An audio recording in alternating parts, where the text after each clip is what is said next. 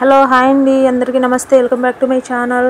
ఈరోజు అయితే గరం మసాలా ఎలా ప్రిపేర్ చేయాలో చూపిస్తాను, చూసేయండి. వీడియోలో చూపిస్తున్నా కదా, ఇవన్నీ 2 టేబుల్ స్పూన్ వరకు వేసుకోవాలి. ధనియాలు అయితే కొద్దిగా ఎక్కువ వేసుకోవాలండి. 3 టేబుల్ స్పూన్ వరకు జీలకర్ర, చెక్క, లవంగాలు, కస్తూరి మెంతి, జాజికాయ, అలాగే కొద్దిగా శొంఠి, మిరియాలు, అలాగే అనస పువ్వు, అలాగే మరాఠీ మొగ్గ కూడా వేసుకోవాలి. ఇవన్నీ స్పైసెస్ని అయితే బాగా వేసుకోవాలండి. అలాగే బిర్యానీ ఆకు ఒక 10 నుంచి 15 వరకు అయితే ఎండుమిర్చిని కూడా వేసుకోవాలి. ఫస్ట్ అయితే ఒక ప్యాన్ పెట్టుకొని ధనియాలను అయితే కొద్దిగా ఫ్రై చేసుకోవాలి. బాగా సిమ్లో పెట్టుకొని బాగా ఫ్రై చేసిన తర్వాత మిగతా స్పైసెస్ని కూడా అందులోనే వేసి బాగా దూరగా అయితే ఫ్రై చేసుకోవాలండి. ఎక్కువ మాడనివ్వకూడదు. ఇలా బాగా దూరగా ఫ్రై చేసుకుంటే గరం మసాలా చాలా బాగుంటుంది. చికెన్లో కానీ మటన్లో కానీ వేసుకోవచ్చు, బయట కొనే పని లేకుండా.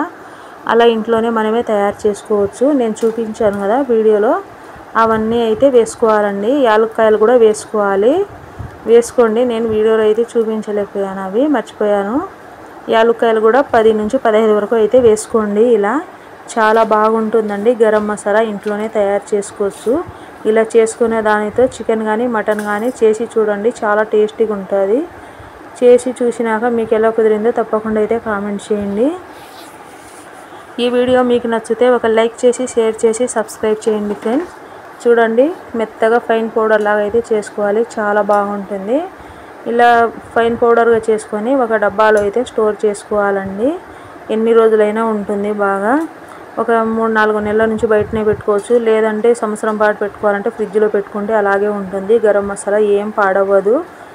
కావాలంటే కొద్దిగా సాల్ట్ కూడా వేసి కలిపి పెట్టుకుంటే ఏం కాదు, చాలా బాగుంటుంది. Thank you for watching. Bye అండి.